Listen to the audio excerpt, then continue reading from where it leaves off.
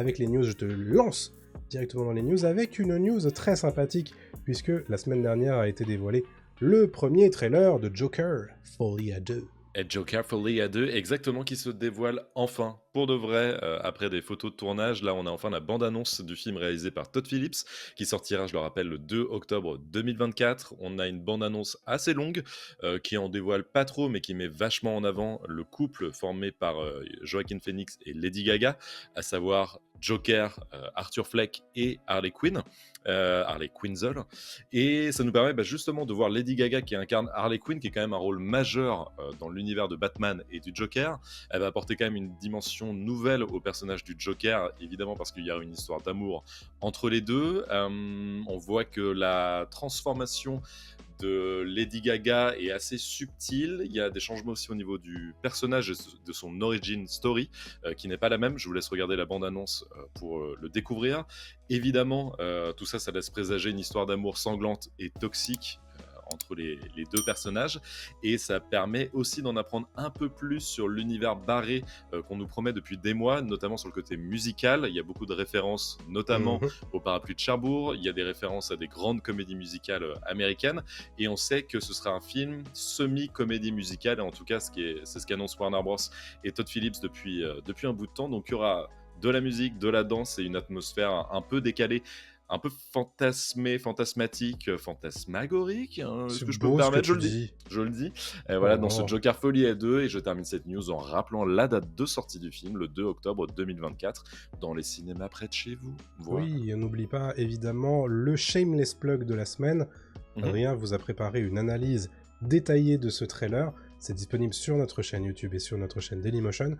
N'hésitez pas à y aller et à découvrir un petit peu son œil critique et d'observateur sur tout ça. On va rester pas mal sur la thématique un peu gros blockbuster 2024 et 2025 dans cette émission, puisque s'est tenue la semaine dernière à Las Vegas la CinemaCon, la convention du cinéma qui est dédiée et surtout ciblée sur les exploitants de salles, pas les journalistes, pas le public, pas les influenceurs, mais les exploitants, histoire de que tous les gros studios présentent un petit peu leurs grosses sorties à venir. Alors c'est dédié sur 2024, il y a un petit peu de 2025, et donc il se trouve qu'un certain nombre d'observateurs du milieu et de journalistes étaient aussi présents. La plupart des conférences ont été données au Caesars Palace, dans la salle du Colisée, et vous verrez une référence qui est très à propos pour un certain film qui sort en octobre prochain. Tout ça pour dire que on a eu des informations qui sont sorties de la présentation Disney, notamment autour de Deadpool et Wolverine, donc Deadpool 3, le fameux, qui a été présenté par Kevin Feige et Sean Levy, son réalisateur. Il y a 9 minutes, entre guillemets, sans spoiler, qui ont été dévoilées à la CinemaCon.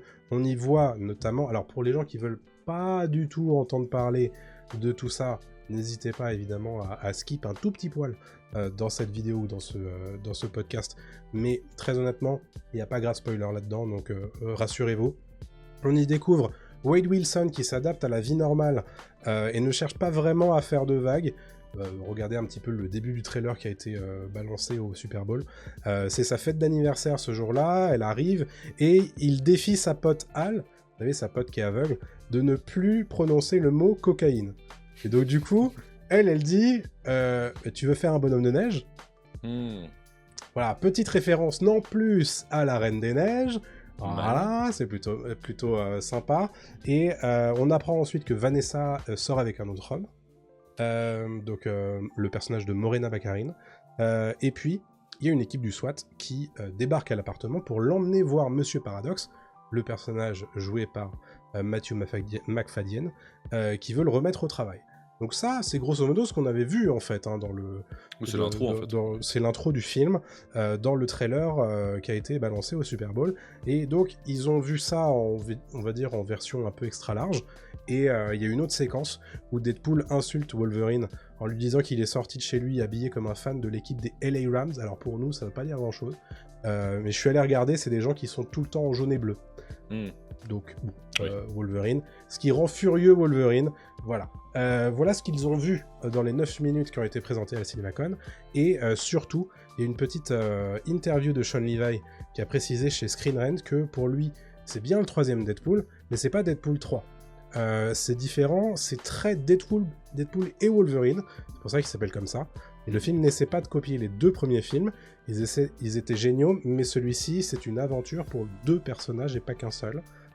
Il explique que ce sera drôle, ça va être horrible, donc gnarly dans le sens où ça va être un peu difficile à regarder dans le sens où c'est R-rated, donc c'est interdit aux moins de 17 ans pour le premier film du MCU qui sera rated R, et lui il promet qu'il voulait créer une super expérience au cinéma pour le public, et que les premières projections tests sont extrêmement prometteuses, tout ça pour nous donner un petit peu l'eau à la bouche avant la sortie, le 24 juillet prochain. Bah ça donne envie, ça donne très envie. Déjà qu'on avait très envie de le voir, nous, de base. Mais là, c'est cool. Cette petite présentation, et on en reparlera aussi encore après, il y a d'autres présentations qui ont eu lieu, mais très sympa, j'aime beaucoup. Yes. News à laquelle je ne m'attendais pas du tout, c'est un reboot de Heroes qui est en préparation. Oui, c'est une sorte de reboot parce qu'en fait il y avait déjà eu une suite à Heroes qui s'appelait Heroes Reborn.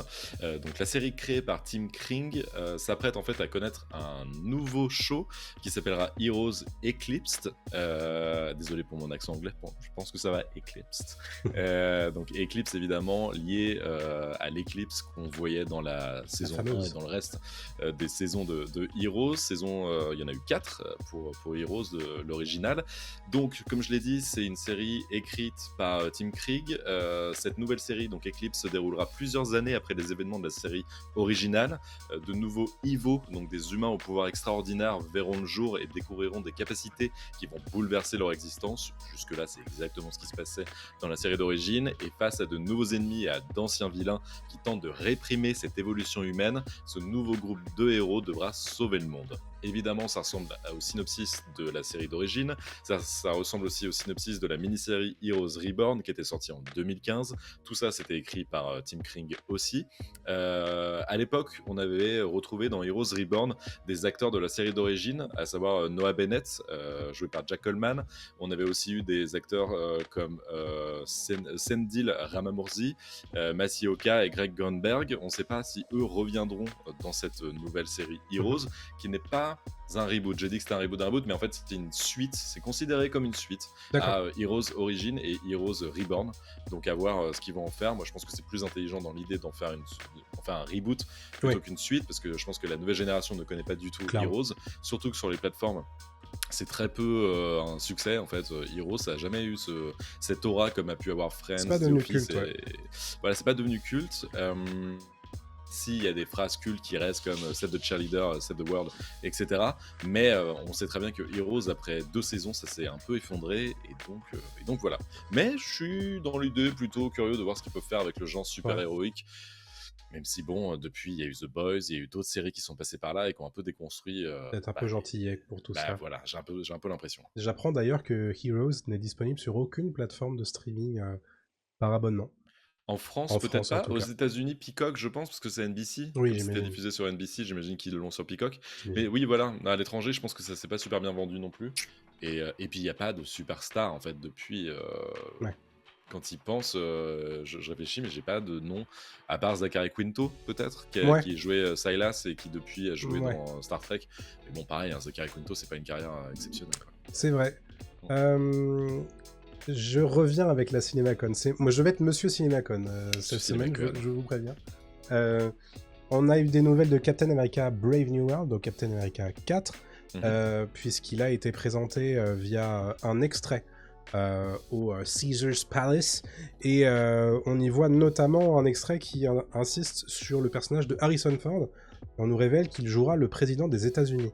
Le président des États-Unis qui veut que Sam Wilson, donc le nouveau Captain America, comme nous l'a révélé la série Falcon and Winter Soldier, il veut que Sam Wilson recrée les Avengers, et Wilson se demande un petit peu qu'est-ce qui se passera si lui et le président des États-Unis ne sont pas d'accord sur la gestion de l'équipe.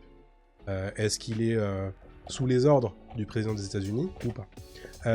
Ensuite, il y a une autre scène, plus on va dire d'action ou de déclenchement de l'intrigue. C'est le président qui s'adresse à une salle remplie de hauts gradés, et c'est à ce moment-là que quelques spectateurs deviennent un peu possédés et s'attaque à la foule et au président. Et celui-ci donne un coup de poing au militaire qui l'a attaqué un petit peu à la Air Force One. Bon, pas beaucoup plus d'informations que ça a été dévoilé. On rappelle quand même que le film est réalisé par Julius Onah, scénarisé par Malcolm Spellman, qui a notamment produit Falcon et Winter Soldier, et la sortie est toujours prévue le 14 février 2025. Donc c'est pour ça qu'ils nous en présentent si peu de choses pour l'instant, mais a priori c'est un film sur lequel ils veulent vraiment parier, côté Marvel. Donc il y a eu Deadpool, et il y a eu Captain America. Moi j'y crois pas une seule seconde à celui-là. J'y crois pas trop, mais j'ai envie de voir quand même. Ouais, je sais pas, il y a un truc, le Captain America. Alors, je suis content que ce soit Sam Wilson, c'est rigolo, le nouveau Captain America. Mais la série était pas folle déjà, Falcon and Winter Soldier. C'était pas ouf. Je sais pas, j'ai très peur de ce projet-là, et je sens que ça va faire un four, mais on verra. Mais en tout cas, il me chauffe pas, ça me chauffe pas du tout. Je saurais me déterminer mon niveau de hype par rapport au trailer, parce que pour l'instant, on n'en a rien vu de ce film. Mais si le trailer est raté, ça va être compliqué, je pense. Ouais, c'est ça. J'ai très peur de ça aussi. On verra avec le trailer. Yes. C'est à toi de jouer, puisque tu vas nous parler des Tortues Ninja, mon cher. Exactement, Paramount Pictures qui prépare un nouveau film Tortue Ninja en prise de vue réelle, donc non pas un dessin animé, avec une approche beaucoup plus sombre et classée moins 18 ans. Donc très différente de la tonalité qu'on a habituellement, qu'on voit habituellement dans la franchise Tortue Ninja. Ce sera intitulé Les Tortues Ninja, le dernier Ronin. En fait, c'est tiré d'un comics, ça s'inspire d'une histoire en fait extrêmement populaire d'un comics récent des Tortues Ninja. C'est Tyler Burton Smith, le co-scénariste du prochain film d'action moins de 18 ans qui s'appelle Boy Kills World, et du volet de 2019 de Chucky qui se chargera d'écrire le scénario de ce Tortue Ninja, le dernier Ronin. C'est produit par Walter Hamada, je drop name un petit peu, Vas-y. Walter Hamada, par la société de production 18 Hertz, dans le cadre de son accord en fait avec le studio Paramount. Et pour la petite histoire, en fait, le film nous plonge dans un monde totalitaire, dans un New York où les Tortues Ninja et leur maître Splinter sont traqués et tués par le petit-fils de Shredder. Ce n'est plus Shredder, l'original, c'est vraiment le petit-fils de Shredder et des ninjas synthétiques. Il y a un seul survivant déterminé à se venger dans cette histoire. Je ne vais pas spoiler parce que c'est très intéressant comme comics. Il est vraiment très bien, très sombre, très cool. Et dans cette histoire, en fait, il y aura beaucoup d'action, beaucoup de tension, et ce sera assez gore, comme je l'ai dit, moins de 18 ans. Donc on est très très chaud pour découvrir cette adaptation d'un Tortue Ninja qui revient un peu aux origines aussi, parce que les Tortues Ninja, il faut rappeler que c'était à la base une parodie de Daredevil, une parodie sombre, où les tortues en fait n'étaient pas du tout des tortues cool, un peu rigolotes comme on a pu avoir dans les dessins animés, mais des tortues beaucoup plus vénères et beaucoup plus violentes que ce qu'on peut voir dans le dessin animé des années 90 qui nous a versé, toi et moi. Bien sûr, Tortue Ninja, Tortue Ninja. Exactement.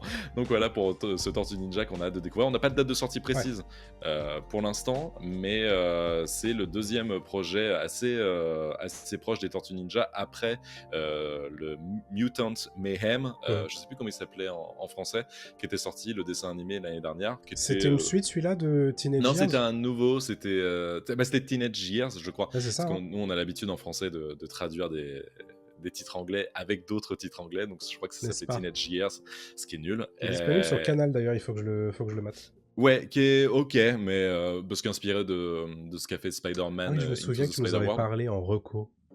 To the Spider-Verse, pardon. Ouais, j'en avais parlé en reco, j'avais trouvé ça ok, mais sans plus, quoi. Voilà. Très bien, et donc ça, c'est donc du live action, et c'est pas de l'animé. Ce serait une vraie tortue géante, en fait. Ils vont caster une tortue. Une vraie tortue. Une vraie tortue. Bon, le casting est ouvert à l'heure actuelle. Ils cherchent vraiment une tortue géante, sanguinaire, mais surtout jacked as fuck, quoi. Ouais, jack de ouf, mais vraiment qui va à la muscu tout le temps. C'est en fait un peu l'équivalent de The Rock, mais en tortue. Exactement, et The Turtle, et en fait, justement, qui maîtrise le katana en plus, les shurikens, enfin bref, tout un bordel. Je vous laisse, si vous connaissez des gens, voilà, passez le casting. Non mais on a hâte de voir ça, parce qu'en prise de vue réelle, je sais pas comment ils vont se démerder, parce qu'évidemment, ce sera du CGI et des effets spéciaux, mais à voir. Ça va être rigolo. Et donc là, on reste chez Paramount, puisque les Tortues Ninja, c'est Paramount, avec Gladiator 2. Gladiator 2 qui s'est présenté évidemment au Caesars Palace dans cette fameuse salle qui s'appelle le Colisée durant la CinemaCon. Et donc il y a un trailer qui a été diffusé pour les exploitants de salles, qui a été évidemment très bien reçu, puisque a priori il y a tout ce qu'il faut pour que les exploitants de salles américains soient ravis. Dedans on y retrouve Paul Mescal qui entre dans l'arène en tant que noble qui renonce à ses privilèges et se retrouve dans une lutte entre la vie et la mort pour le simple amusement du peuple romain. Bon, ça on connaît évidemment. Et dans le teaser, qu'est-ce qu'on voit ? On voit Mescal qui fait face à une charge de rhinocéros, oui, à une horde de babouins, ça on était au courant. Mais aussi à Pedro Pascal, qui a priori sera un des gladiateurs à l'intérieur de l'arène. On voit aussi un bombardement naval, des intrigues politiques en veux-tu en voilà, 2 empereurs qui semblent encore plus dingues que dans le premier film, et un Denzel Washington qui a l'air d'incarner un homme qui cherche à manipuler tout ce petit monde. C'est lui qui dit dans le trailer « Rome doit tomber, il faut juste que je la pousse ». Voilà tout ce que ce trailer, qui va très certainement pas trop tarder à être balancé sur les internets, nous révèle. Ça donne assez envie quand on lit ça. C'est réalisé évidemment par Ridley Scott, qui promet que ce sera possiblement encore plus extraordinaire que le premier.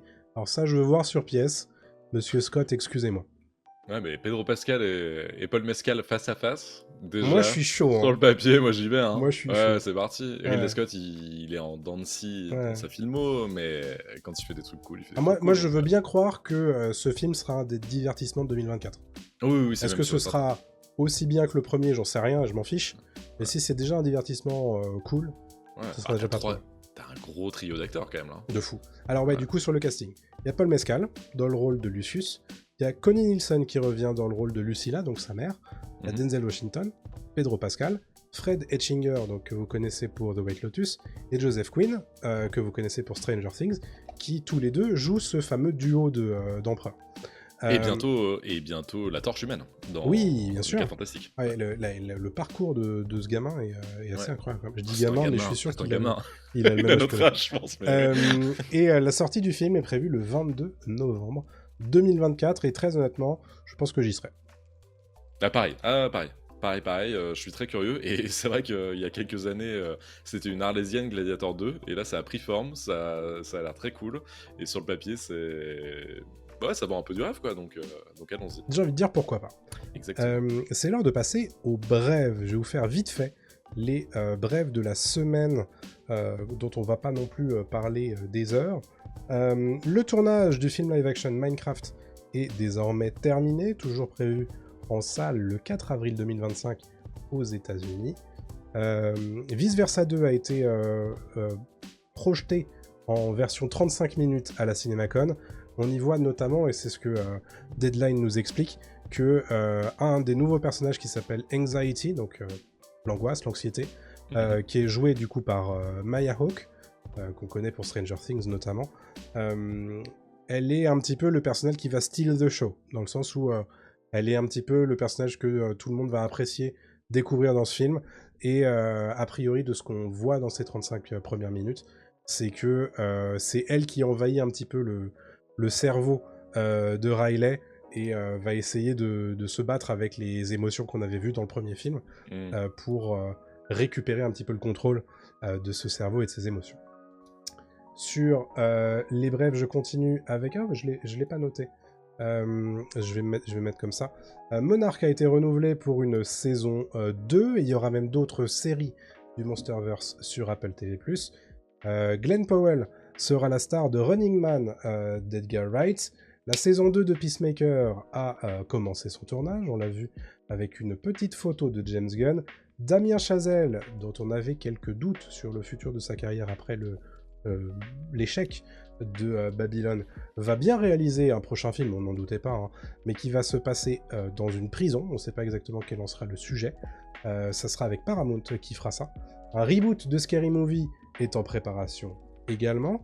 Et je voulais vous montrer aussi Justin Lin, qui travaille énormément en ce moment. Il a un projet indé, il a un projet de thriller qui s'appelle Stake Horse, et il a surtout, sur le feu, une adaptation pour Sony de One Punch Man. One Punch Man, le manga, l'animé, qui sont évidemment très appréciés.